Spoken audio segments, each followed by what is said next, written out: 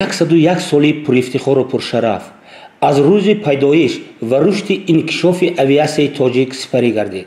дар тӯли ин давра ҳавонавардони далеру мутахассисони корозмуздаи соҳа бо заҳмати софдилона ва садоқати беандоза ба ватан саҳми арзанда дар пешрафти иқтисодӣ, иҷтимоӣ ва фарҳангии ҷумҳурии Тоҷикистон гузоштанд. авиасияи тоҷик дар баробари таъмини иртиботи байни минтақаҳо, ҳамкориҳои байналмилалӣ ва рушди сайёҳӣ ҳамчунин нақши муҳим дар амнияти миллӣ ва ҳимояи манфиатҳои давлатдорӣ бозидааст. қаҳрамони барномаи мо Зарипов Абдуваҳоб Шарипович 15 феврали соли 1960 дар деҳаи ғаззаи ҷамоати деҳоти ворӯи шаҳри Панҷакент ба дунё омадааст. ӯ таълими ибтидоияшро дар муассисаи таҳсилоти миёнии умумии рақами 75 ғазза гирифтааст. ин мактаб барои мо бисёр азиз аст, чунки мо аввалин бор дар синфи як ба ҳамин мактаб омадем ҳамроҳи Абдуваҳоб ва дар ҳамин синфхонаҳо дастамо ба навиштану ба хондан рост шуд ва устодони бисёр азизу арҷманде мисли Акои Одина, мисли Акои Расул, мисли Акои Бобоҷон дар ҳаминҷа дар рост шудани дасти мо ва аввалин қадамҳои мо ба сӯи саводомӯзӣ саҳми беандоза доранд. ёдашон ба хайр, бисёр хизмати бузург доранд ва мо ҳамеша арз мегузорем барои хизматҳояшон. ва аз ҳамин остонаи ҳамин мактаб бисёре аз адибон, олимон, мутахассисони соҳаҳои гуногун аз ҳамин дарвозаи мактаб баромаданд ва рафтанд. имрӯз дар соҳаҳои гуногуни хоҷагии халқи кишвари мо хизмат мекунанд. аз ҷумла яке аз фарзандони рашиди ин боргоҳи маърифат ки ҳарчанд майда ҳам бошад, лекин арзишаш барои мо хеле баланд аст, Абдуваҳоб мебошад. Абдуваҳоб воқеан яке аз талабаҳои бисёр фаъол, серҳаракат ва дар ҳамон синфҳои поёнӣ ки мо синфҳои якум, дуюм, сеюм, чорум дар инҷо мехондем буданд ва чандин нафарҳои дигар буданд дар инҷа. ва он бачаҳо имрӯз қариб ҳамашон соҳиби маълумоти олӣ, соҳиби масалан мартабаю мақоми махсус дар ҷомеаи мо гаштанд. соли ки накӯшт аз баҳораш пайдост. инсон хубияшам аз бачагӣ, аз ҷавонӣ, аз тифлӣ маълум мешавад. вақте ки Абдуваҳоб мактаб мехонданд, ҳамон шавқу ҳамон эътиқоду ҳамон чизе ки ҳозир доранд ба ҳамин андоза буд. як фарзанди барӯманди диёри мо шуданд. худо ҳазорон шукр ки аввалин маротиба танзимгари ҳавопаймоҳои Панҷакент шуданд. ҳам дар Водии Зарафшон, ҳам дар ноҳия. ин сабаби ҷидду ҷаҳду, сабаби фидокорию зиндагии хуба дарк кардан аст. аз ин рӯ ман барор мехоҳам дар зиндагии ин кас аз ҳамаи неъматҳои дунё бархурдор бошанд, хубу хурсанд зиндагӣ кунанду ба камоли пирӣ расанд ва барака ёбанд. Абдуваҳоб хатмкардаи муассисаи таҳсилоти миёнии умумии рақами 6 ба номи Абдусалом деҳотӣ, деҳаи ғусари ҷамоати деҳотӣ ба номи Лоиқ Шералӣ буда дар сафҳои мусаллаҳи армияи советӣ хизмати ҳарбиро адо намудааст. пас аз бозгашт фаъолияти корияшро соли 1981 дар колонияи сайёри механикшудаи 278 ба ҳайси коргар идома дода, аз соли 1982 то соли 1983 дар корхонаи экспедисияи геологии Моғиён ба ҳайси коргари оддӣ фаъолият намудааст. аз соли 1983 то соли 1984 дар базаи археологии шаҳри Панҷакент ифои вазифа намудааст. ман дар бораи Абдуваҳоб ҳамиро гуфтанӣ ҳастам ки аз ҷавонӣ ки мо ҳамдига будем ба як ҷо боварӣ расидем, ҳамроҳ калон шудем و کاردانی و کارفهمی عبدالوهاب در аэропорти шаҳри Панҷакент аз ҷавонияш зоҳир гардид. аз ин рӯ вай дар байни кормандони хеш обрӯи нуфузи хуб дошт ва дар ёдам меояд ки ба воситаи ратсия ва қабулу гусели ҳавопаймоҳо сару кор дошт ва як зиракии хеле хуб аз вазифаи хеш мебаромад. абдуваҳоб як нукти муайян ҳангоми кофтковҳои бостоншиносӣ зини сарвалии устод Абдулҷон Исоқӣ бо мо ҳам дар саразми бостонӣ кор кардааст ва ба бозёфтҳои зиёде ки ӯ пайдо карда будааст дар осорхонаи 5500 соли саразми бостонӣ гузошта шуданд. ин ҳам шаҳодат медиҳад ки Абдуваҳоб кордон зирак доно буд. аз ин рӯ барои Абдуваҳобҷони азиз умри дароз, саломатӣ ба аҳли оилааш хурсандию хушбахтӣ орзумандам ва боз як бор қайд мекунам ки мо дар як деҳаи марғидар ба воя расидем ва аз кӯдакӣ бо ҳамдигар рафту омад доштем ба хонаи ҳамдигар рафту омад доштем ва тазоввури обрӯи баланд гаштани Абдуваҳоб чиқадар қайд кардам ин кордонию корфаҳмии ӯ буд. аз соли 1984 то соли 1985 бо пешниҳоди роҳбарии фурудгоҳи шаҳри Панҷакент ба курси танзимгарӣ дар фурудгоҳи шаҳри Душанбе буда дохил шуда онро бо муваффақият хатм намудааст. албатта ҳар кас дар зиндагӣ ҳамон меваи кардаи меваи маҳсули меҳнати худашро албатта сазовор мегардад. хабара Абдуваҳоб фарзандои хуб доранд, дар байни ҷамъият обрӯяшон хуб, албатта обрӯи эҳтироми хуб доранд. ама орзу мекунам ки умрашон дароз, доимо хушбахт ва доимо сарбаланд бошанд. Абдуваҳоб писари ҳамин хеле одами беҳтарину пешқадами деҳаи ҳамин ғаза. ин одамам ҳаман бисёр донишманд, хусусан манам масъалаи адабиётро аз ман якчанд беҳтар медонам ва мекунам. масъалаи корашон ба ҳамин мардуми Панҷакент ягон кас ягон камбудӣ ёки ирод нагирифтааст. гӯҷаи равед номашонро гиред ягон мардум таъриф мекунанд, ҳа Абдуваҳоб аэропорт меҳанд, бисёр писари нағз. ҳама сифатҳои некишон мо дидагӣ. ягон чизи камбудия ман дар назараму дар дилам бом нахӯрадам. ҳамшуд як шахси намунавӣ. ман ҳама ҳавлишонро дидед шумо, яке аз ҳавлиҳои беҳтарини ҳамин шаҳри Панҷакент. зиндагишон тинҷ, дастгири мардум ки вай шавад имконияти ёрдам бошад, ёрдам мекунанд. хусусан масъалаи табобатӣ ҳамин касидаҳои баъзеш хондагӣ, ин кас таҷриба кардагӣ, ҳамин характерҳои неки инсон дар ин кас ҳамеш таҷассум ёфтагӣ. ягон камбудия мо намебинем. худоро шукр мекунем. ҳамин хел кадр ҳама қадри намунавии даври советӣ ин кас. ман бисёр ҳурмат мекунам, мардумам ҳурмат мекунанд. дар ҳамон солҳо ки фурудгоҳи шаҳри Панҷакент ба таъмир ниёз дошт, фаъолияти фурудгоҳ муваққатан боз дошта шуд. дар ҳамин солҳо ӯро роҳбарияти вақтӣ ба фурудгоҳи Исфара Конибодон ва айнӣ ба кор сафарбар намуд ва ӯ дар соли 1989 пас аз таъмири капиталӣ ба фурудгоҳи шаҳри Панҷакент омада фаъолияти касбиашро идома дод.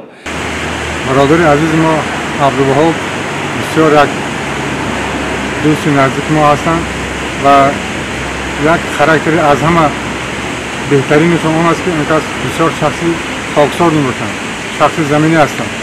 бисёр муносибати хуб доранд бо дӯстон, бо бародарон, бо он шахсоне ки шиту хез мекунанд, бисёр муносибати нағз доранд. дигар ин ки бисёр шахси фарҳангӣ ҳам ҳастанд. дар кадом маърака, дар кадом нишастҳое ки набошем, агар он кас ҳатман از نظم از نثر سخن میکنند، از کلاسیکان فارس و تاجیک سخن میکنند. سخنهای آنها را بسیار زیاد میدانند و در وقتهای ضروری بسیار خوب هم استفاده میکنند.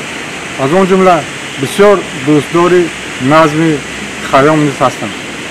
دیگر اینکه بسیار شخص تشکیلاتی می باشند. سالهای طولانی از بس که ما با این کس هم بسیار نزدیک هستیم و رفت آمد داریم و برای همیشه تشکیل کردن نشست ها، تشکیل نمودن سیاحت ها بسیار سرمایه‌گذار هستند. از آن جمله با این شخص ما با بسیار جایهای نادر شهر بیاد پنجکین سفر کرده بودیم و جمهوری ازبکستان سفر کردیم. برای آنکه این کس میدانند که در کدام چیزی هست که برای مثلا انسان نیرو میبخشد، قوت میبخشد و سیر و سیاحت یکی از راه‌های است که دوستان را با هم نزدیک میکند، آدم‌ها را با هم دوست میکند و از همین سبب بسیار یک شخصی که همین ساحه را هم پیشبردی شدند و در همین ساحه نیز کار هم میکنند. دیگر اینکه که ما با اکای عبدالوهاب چیزی گفتم بسیار شخصی فرهنگی هستند، خطا نکنم اگر طبیب هم نیست هستند، چونکه بسیار از کتاب‌هایی که در طب خلقی استفاده میشود استفاده میکنند و با دوستان بسیار مطلب‌های مفید هم نیز میدهند. از اون جمله برای بهتر نمودن سلامتی، برای نگاه داشتن سلامتی خود و دیگران بسیار مصلحت‌های مفید نیز میدهند. از اون جمله برای دویدن، برای مثلا استفاده موادهایی که برای سلامتی انسان، از اون جمله رستنی‌های شفابخش. از اون من میدونم که بعضی بیماران رو که گرفتار سنگ تلخدان بودن نیز توبه کردند و سنگ‌ها رو ریزاندند که این البته یک آموزش می‌خواهد، یک این دیدن در کار که همین تا کدام درجه مثلا برای آینده استفاده بردن در کار، این بسیار یک کاری خصلت خوبی که این کس نیز دارند و برای ما دوستا بسیار خوب است. در سال 1991 پس از پاش خوردن دولت اتحاد شوروی تمام پروازها به فرودگاه شهر پنجکین باز داشته شد. من از سال 1985 همچون تنظیمگری اداره نقلیات هوایی در شهر باستانی پنجکین به کار شروع نمودم. در این کار مرا آماده کردند استادها در دانشگاه و بعد استاد من قادر عبدالشکر که به واسطه مرا آورده از تجربه آموزی ها گذرانیده و من به همین کار همچون متخصصی سطح بلند اجازت داد که من به فعالیت شروع نمودم. در همین چندین سالی که من در اینجا فعالیت نمودم، من خیلی از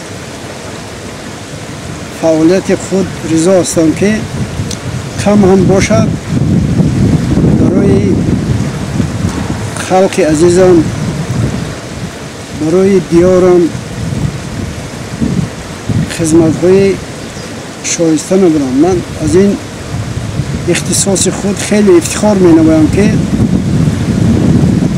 تمام 40 سال تمام پستی و بلندی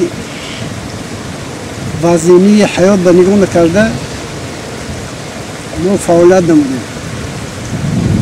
در این قدمگاه بزرگ اساساً سال 1940 اولین طیاره که در همین وادی ختام از آن جمله در پنجکین باستان فرود آمد، این آن 12 میگویم ثمرات‌های خرد بود. و بعداً سال 1984 بعدی بازسازی فرودگاه برای هواپیماهای کلان حجم یعنی 140 ам 24 ам 26 که ام 28 که این برای مسافرکشی خیلی مناسب بود، مساعدت میکرد. برای همین فرودگاه از سال 84 گشته بازسازی شده با فرودگاه زمانوی با موفرش صنعی با همه تجهیزات های اداره کننده آماده کرده شد. من در اینجا با شخصیت های کار کردم. چرنمیزو بود راهبر اساسی فرودگاه و لیف روزیبای هم کارم با اونها همچون راهبر کار کردم با اونها راهبری ما بودن. ما تنظیمگر بودیم در اینجا. صابروف حاجی بابا، بعد از صابروف زینی بحرالدین و در سال 1997 کمینه همچون راهبر در همین فرودگاه شهر پنجکین فعالیت نمودم که خیلی روزهای سنگین و وزین هم بود. از آن لحاظی که بعد پاشخوردی شوروی تمام دولت‌های پیدا شدند، از آن جمله تاجیکستان عزیز صاحب استقلالی خود را اعلان نمود و مانع‌های از یک دولت به دولت دیگر رفتن خیلی مانع‌های بسیاری پیدا شد که از آن جمله در شهر باستانی پنجکین که ما از جمهوری از ولایت خیلی دور بودیم، قریب که راهی رفت نبود. با عذاب‌ها زمستان با عقبه می‌گذشتند که این خیلی روزهای سنگین به مردم ما اثر گذراند. در همین سالها با طلب و خواهش مسافران شهر باستانی پنجکین یعنی مردم که طلب کردن که یگان امکانی یابد که ما آزاد رفت آ کنیم به ولایت به پایتخت. در همین سالهای بابریم با تشبس احیا نموده به دیرکتور گنرالی تاجیگر همان وقته مستانگولف مراجعه نمودم. وی آدم بسیار آدم دانشمند، در وقتش با سرداری هواپیمای تو 154 فعالیت کردگی و بعدا همچون راهبری هوانوردی تاجیکستان تاجیگر با ما کمک کرده. یکمین شده بعد پاشخوری و صاحب استقلالی سال 2000 با تشبس مستانگولف همین خطسیری دوشنبه پنجکین دوشنبه شده شد. در همین سالهای برای ساکنان وزنین او را سال 1997 به حیث راهبر فرودگاه شهر پنجکین تعیین نمودند. سال 2000 با درخواست ماموریت فرودگاه شهر پنجکین از طرف راهبریت تاجیک ایر فرودگاه شهر پنجکین از نو فعالیت را آغاز کرد. خطسیری دوشنبه پنجکین دوشنبه گشاده شد که این هم طلبات مردم را قانع کردن نتوانست و در دوام سال با طلب درخواست‌های شخصا راهبریت فرودگاه شهر پنجکین این خطرها خیلی زیاد شد. در یک هفته قریب هر روز پرواز میکرد که مردم از این قناعتمند بودند و من همچون کارمند فرودگاه از فعالیت خودم خیلی سرفراز بودم که برای کم هم باشد برای وطن عزیزم، برای خلق عزیزم خدمت‌های خود را دریغ نداشتم و پیشرفت تکنولوژی او لازم دانست که دانش خود را در این سمت پرتر نماید. از این رو حجت‌هایش را سال 2006 به دانشگاه تکنیکی تاجیکستان به نام اکادمیک محمد جان آسیمی سپرده. سال 1912 کورس پوره دانشگاه نامبرده را با اختصاص استفاده بری تکنیکی اپارات‌های پرواز کننده و محرک‌ها با موفقیت ختم نمود. از 15 ایونی سال 2012 به کسب مهندس مکانیک سزاوار گردید. همینطور ظریف عبدالوهاب تمام تجربه و دانش آموخته و خوانده‌اش را برای خدمت به مردم صرف نمود. امروزها باشد با 4 فرزند و نبیرگانش دولت پیر میراند. مادرم در 42 سالگیش وفات کرد. مامان همین اینوی من به عهده گرفتم. اینوی من مثال کلام کردم. بعد سری مادرم همیشون خانه‌دار کردم. همیشون مثال صاحبی فرزند شدن، صاحبی نبیر شدن و نیست که مادر نیست که امروز نبیرهاش و بچه‌اش بنا کنه. پدرم همیشه دیدن. پدرم مثال نبیرهای همه دیدن و همین مادرم یکی ندیدن. من اینو بسیار خرسندم. دادرم مثال بچه دادرم، بچه اکام برای وطن و خدمت همینو همش من کارزن‌ها خدمت کردم. همینو من اینو بسیار خرسندم. عبدالوهاب ظریفی مردی با فرهنگ، با مدنیت، خوش صحبت، در زندگی آبادکار و خوش صحبت، باز در